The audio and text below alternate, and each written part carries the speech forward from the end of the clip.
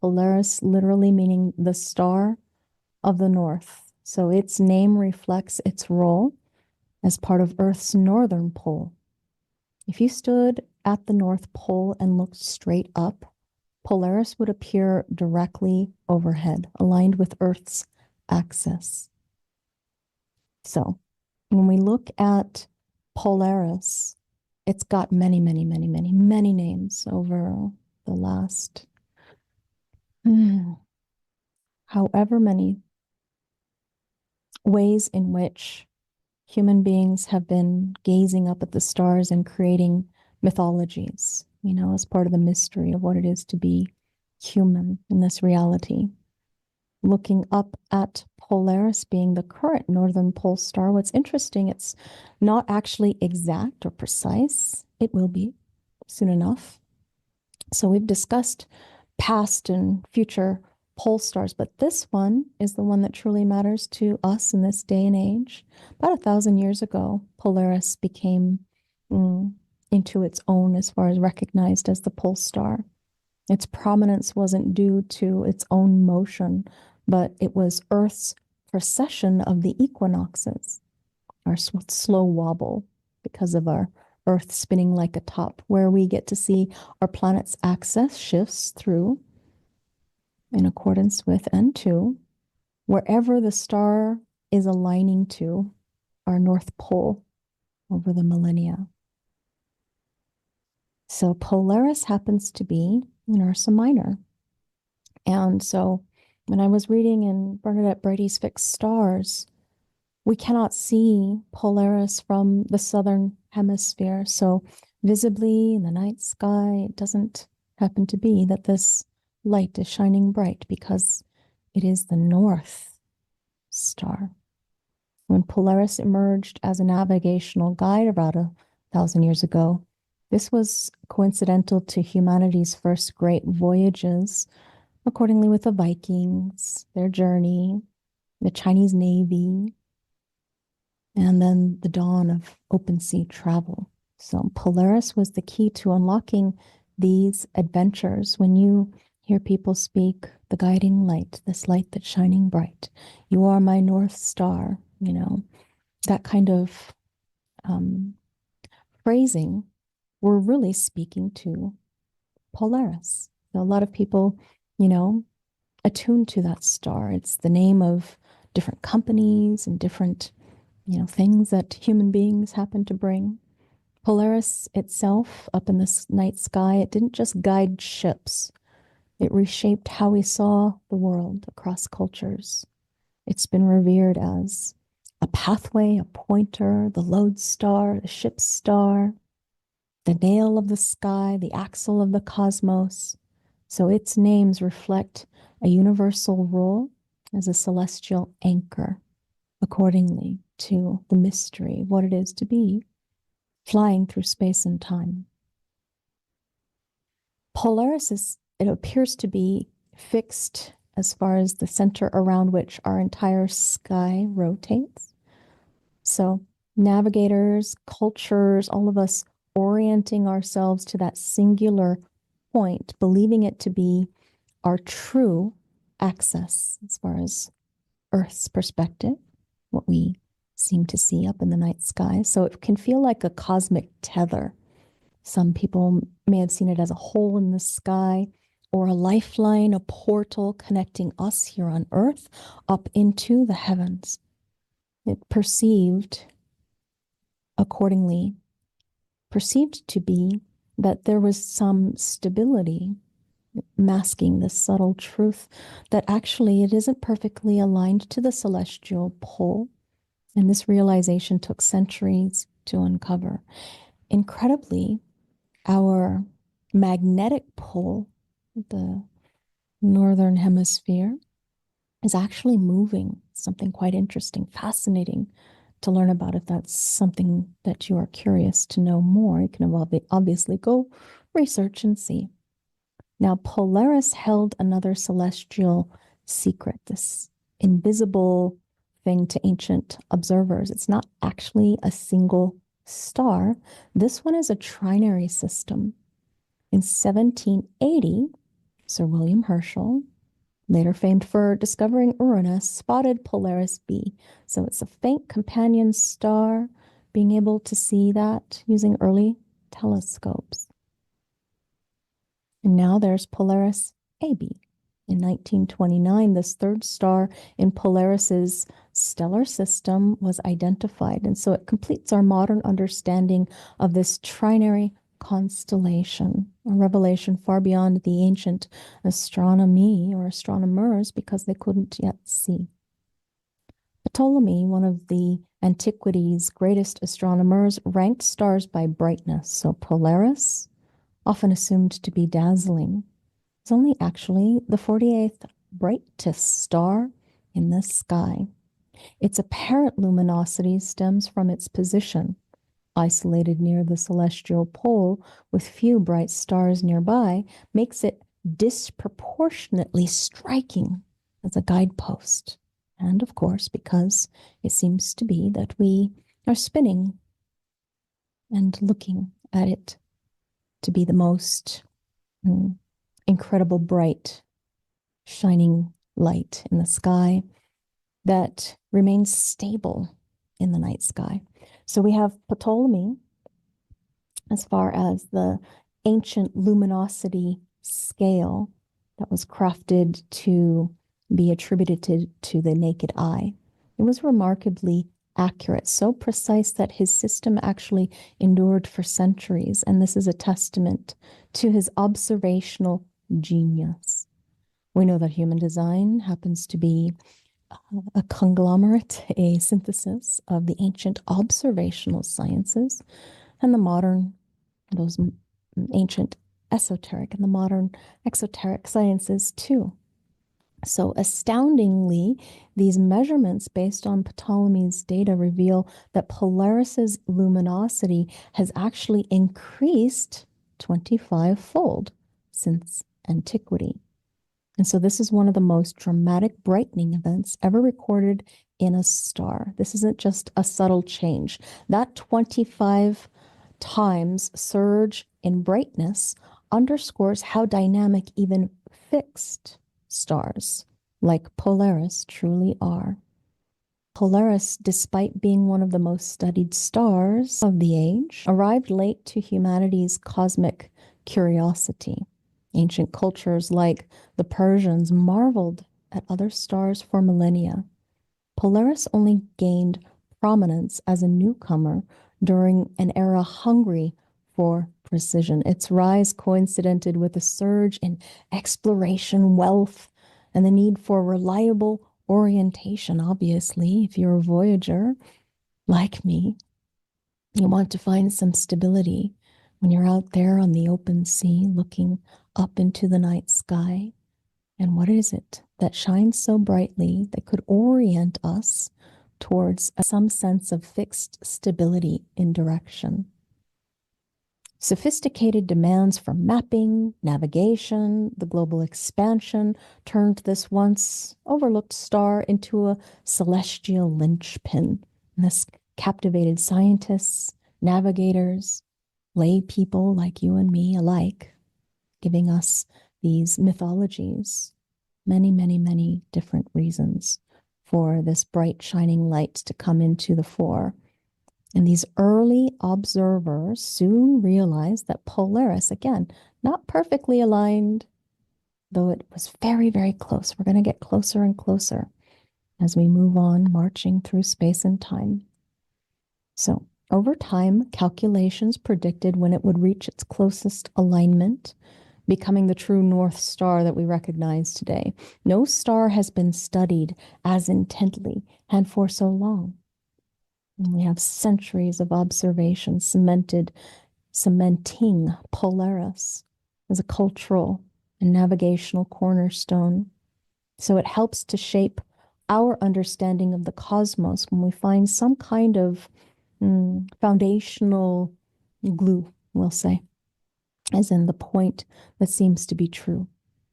This Polaris star's influence is unmatched. This is accordingly, currently, the key to unlocking our human relationship with the night sky.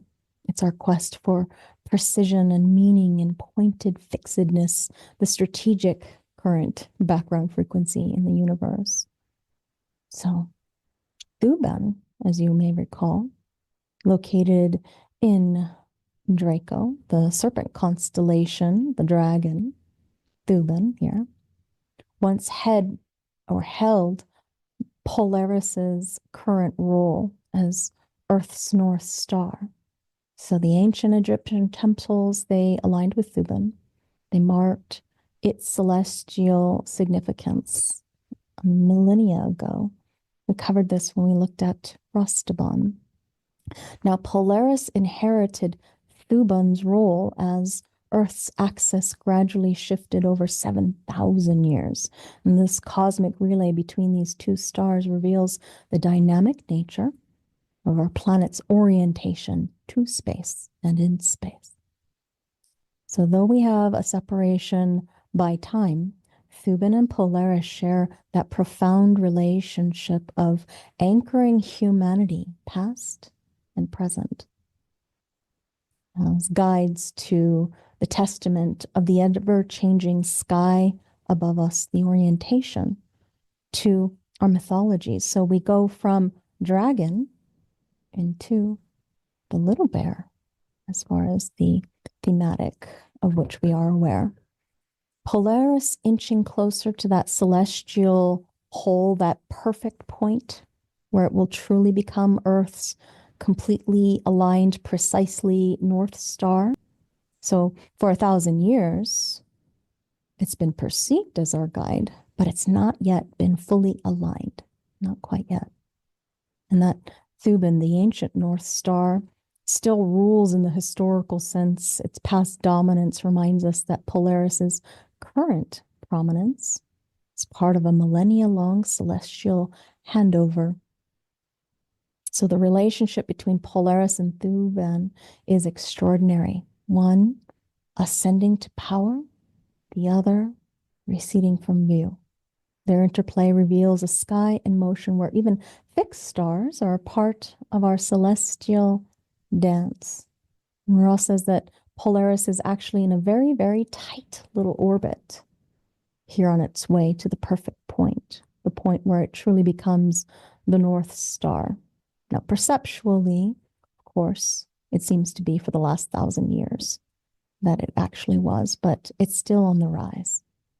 In 2000, Polaris entered into the 15th gate. What do we know about the 15th gate? Love of humanity. It brings forth this directional capability of being an extremist. Yeah, that 15. This is the ability to not only love, but also hate humanity, the most incredible atrocities spewed forth in the name of the love of humanity. People have killed or eradicated whole species of beings, if you happen to see them as independent species, as far as kinds of human creatures. So again, remember, Rastaban, Thuban, we're looking at the beginning of civilization, truly the beginning of the great nine-centered civilizations, that dragon. And then we see the pointed fixedness currently to Polaris, that orientation of the great pyramids back in the day. When does Rastaban actually enter into the fifth gate? 2000. Notice, 2000. So what does that mean? It means these great fixed stars and what they happen to bring, Polaris, our polarity of seeing our current reality, and Thuban meeting in a channel. So they meet to create the ability to be in flow, don't you know?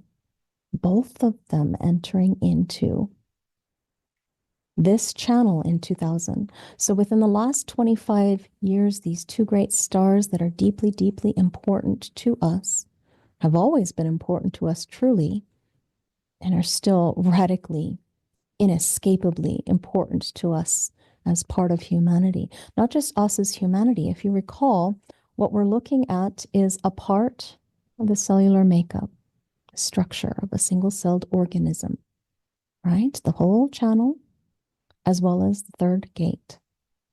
So Thuban and Polaris, deeply intertwined with our human civilization, our navigation, Thuban being the original pole star, and then Polaris currently, this transition into this theme of the center, identity, love, direction, collective sharing, the ability to respond, the hiddenness. Remember, where is the wisdom hiding? Gate 5. And the capability of finding our direction. Isn't that interesting? Where this transition mirrors our humanity's evolving quest for meaning, a path, looking for a guiding light, shining bright, this force of the ability to be present in response and move into the future. Kind of interesting, hey? Fascinating? I know for me it is, absolutely. So we're looking at part of the single-celled organism. Not only that, part of birds, reptiles, and fish, part of mammals, part of the direction that brings us the capability of the everything except for inanimate object plants. You know, this being in flow has emerged as a force through influencing every facet of life, just not the inanimate. So insects and us as part of the penta, us individually and us collectively, because we know that Wa is built on pentamechanics. So these two stars, that point of spiraling, absolutely part of the genetic imprinting, regardless of whether you have a planet there. The stars there aren't enough to open a portal, a gate, a permanent hardwiring, but it absolutely has something to do with the nature of one's fixing as far as orientation, directionally. Yeah, we see the repeating pattern there with the identity and the energy. So, gate 5, fixed patterns. First line is perseverance. If the captain must, he goes down with the ship. The power to maintain one's own rhythm, Mars exalts. On the flip side, we see, or at the harmonic gate in the channel, we see gate 15, the gate of extremes, in the first line of duty. This is the ability to confront any challenge without expectations. Venus exalts. The capacity of the self to confront any challenge through extreme and harmonic relationships. So when these two forces come into alignment in the 515, this channel, what they bring closure, according to Ra, a moment that is demanding absolute resolve.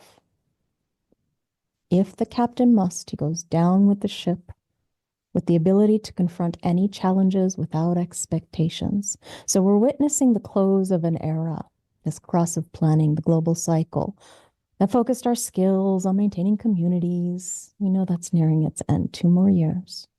And this transition will dismantle long relied upon frameworks, leaving a vacuum in its wake. The shock of this collapse is actually already happening. Who else was shocked when we saw the planned pandemic? It will change our ability to be in society. It already has. How much distance does social distancing bring? Or wearing a mask?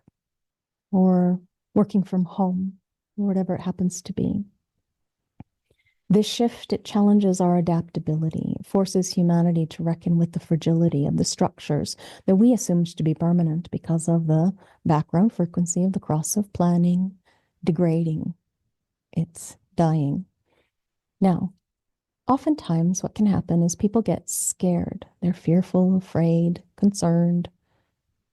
whenever a human being faces change or what seems to be danger because it's the fear of the unknown, there's always this holding on to, the thing that seems to bring safety, security. So I liken it to, when you have battered wives syndrome, which doesn't just happen with women, but it's also with men, where the human being that was defending their spousal abuse because they do love them, but it's a codependent kind of thing. There is this, always darkest before the dawn, isn't it? There is this cross of planning truly emerging at the dawn of a new civilization in which the nine-centered being truly emerged or began to be born. So this came with the birth of a new kind of creature, projector, as in not those that are here to hold power or lord over others, but to be the guide on the side, the advisor, the ability to learn about supporting the not just community, but also the collective through the tribal nature of being, which is this stream of need and love, honor and obey, and being able to be a part of something greater than just oneself. So when the first nine-centered being emerged, this signaled that shift away from the seven-centered frameworks that had been in existence for 90,000 years. But this cross of planning, this bridge, we truly know it as a bridge, isn't it? The mystical path to awakening, it is a bridge between the old, ushering in the new eventually. It's kind of like, how that when you see it in either cartoons or on TV or in the games that we play, when you're running across the bridge, think like he's got a staff and a big long beard and he's fighting the dragon or that demon and he falls down because he doesn't quite make it across. Yeah, some of us won't make it across the bridge. Other of us will be banging on for dear life. And some, not all, some, those who are able to make the leap, to rise, can make it through and will find themselves immersed in a new frequency. So to understand something about this cross of planning, what we have been benefiting from is something that brought forth a mutation and that new era that we're moving into, part of this disintegration. We're seeing the focus, the tribal institutions on skills in order to create that nurturance, but it fostered dependency. And no longer is it about the community, what we're moving into, in accordance with the minds that were in the world between 1615 and 1781. This is the absolutely incredible genius that arose on this planet, these minds, as examples only, not an exhaustive list, but they laid the foundation for our modern world. Everything we've achieved was built on their strategic brilliance. And we're seeing that nine-centered human beings haven't yet created this new individual authority we're moving into. It's not about collective systems that were created. The inevitable shift is the rise into the future, demanding self-authoritative beings in a world that rejects actually these old ancient hierarchies that were built upon the seven-centered beings. So our cross of planning preserved seven-centered legacies, what we call progress since then, according to Ra, is that it's been, slight evolutions, mutations, tweaks, illusions of novelty. The true blueprint was fixed long, long, long ago. So our discoveries grew out of their soil. And as this cross of planning fades, so does the seven-centered age. What thrived under its structure must now either transform or collapse. The nine-centered dawn has no room for the old rule. The ancient cabals, the people that are lording it over you, telling you what to do. You must, demanding, and you acquiescing. Coming to the fore is this rebirthing of our society, where we are actually already building on the ashes of the old. You see the freedom happening within little pockets, little places in space. Ra said that the cross of planning, quote, the serendipity or the magic of the program, it depends on how you want to look at it. And that there in the grandeur of the seven-centered being, those minds that were there, it's something to be aware of accordingly with the old nature of being. It's nice to account for one's history, to know where we came from, but it doesn't guarantee you where we've been. We are multidimensional creatures, and the present informs the past, which affects the future. This multidimensionality of being, we see through the cross of planning, that nine-center being first emerged, 1781, and the death of the last seven-centered being, 1890. So as we move into the 2027 era, where we will first start getting the full-blown rave. Currently, we still have background frequency holding us in this cross of planning. And so we have the mutation of human beings. We have the psychic autistics, those beings reported by the podcast, the telepathy tapes. Our cross of planning legacy lies in the global institutions that structured our systems, our industries, our interdependencies to sustain our unprecedented population growth. That's what happens. We'll have this rise of diversity in the gene pool in order to birth the new humanity.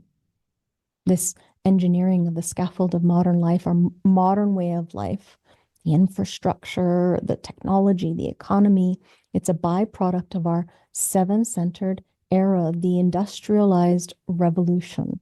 And that glory peaked with the strategic collective systems that were designed to maximize our stability and expansion. Do you see stability and expansion currently? No, we see contraction, don't we?